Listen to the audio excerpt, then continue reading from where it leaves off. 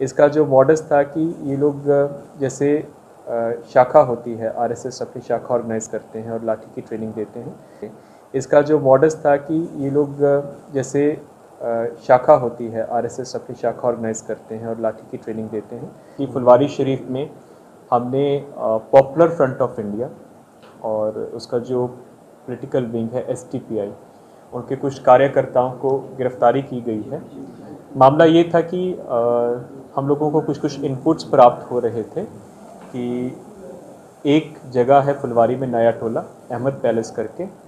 उसके जो मालिक मकान है मोहम्मद जलालुद्दीन, ये पहले झारखंड पुलिस में सब इंस्पेक्टर रहे हुए और वहाँ से सेवानिवृत्त हुए हैं, कि इनके मकान में एक ऑर्गेनाइजेशन, तब तक ऑर्गेनाइजेशन की हम लोगों को जानकारी नहीं थी कि कुछ लोग वहाँ पे मीटिंग्स करते हैं और मीटिंग्स के माध्यम से धार्मिक कठोरता और जिसको हम अंग्रेज़ी में बोलते हैं रेडिकलाइजेशन, वो करने का प्रयास कर रहे हैं। तो इस ऑर्गेनाइजेशन को हम लोग काफ़ी देर से फॉलो भी कर रहे थे और हमारे अलावा जो बाकी सिस्टर एजेंसीज़ हैं, इंटेलिजेंस एजेंसीज़ हैं, उनके पास भी कुछ कुछ इनपुट्स थे। तो अभी जैसे माननीय प्रधानमंत्री का विज़िट हो रहा था, तो उससे पहले हम लोग अपना जो सोशल मीडिया के मॉनिटरिंग सेल होते हैं और जो इस तरह के इनपुट्स के ऊपर हम लोग और सघन रूप से जांच करते हैं, तो इसी क्रम में हम लोगों को पता चला कि 6 और 7 जुलाई के बीच में 10-12 लोग अन्य राज्यों से आकर, विशेषकर तमिलनाडु और केरल से आकर वहाँ पे मीटिंग लिए हैं और कुछ लोगों को शारीरिक प्रशिक्षण दिए हैं। बिल्कुल नॉर्मल फिज़ कोई आर्म्स का प्रशिक्षण नहीं, बल्कि शारीरिक प्रशिक्षण दिए हैं।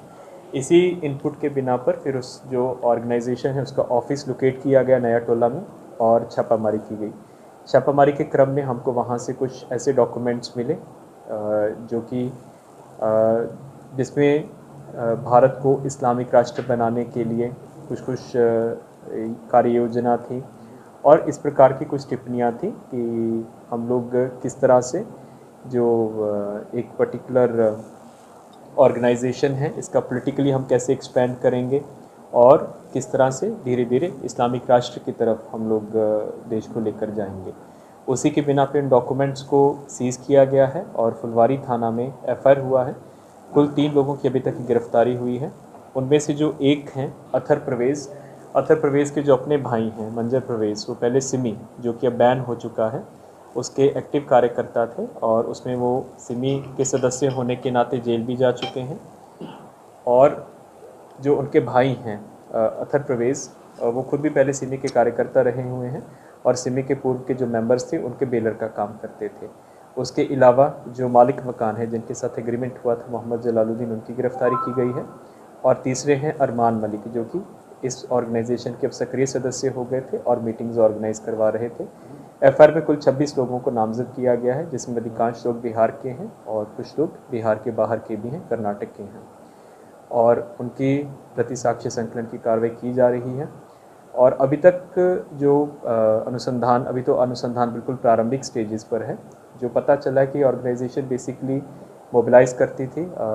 मस्जिद में और मदरसा में यूथ्स को मोबिलाइज़ करते थे और कठोरता की तरफ, जिसको हम अंग्रेज़ी में रेडिकलाइजेशन बोलते हैं, उसके लिए ये लगातार कार्यशील थे। इसका जो मॉडस था कि ये लोग जैसे शाखा होती है, आरएसएस अपनी शाखा ऑर्गेनाइज करते हैं और लाठी की ट्रेनिंग देते हैं, उसी तरह से ये लोग शारीरिक प्रशिक्षण, फिज़िकल एजुकेशन के नाम से लोग अपने यूथ्स को बुला के और उनको प्रशिक्षण दे रहे थे और उसी के साथ ही जो अपना एजेंडा है और प्रोपेगेंडा है, उनके माध्यम से यूथ्स को ब्रेन वॉश करने का काम कर रहे थे।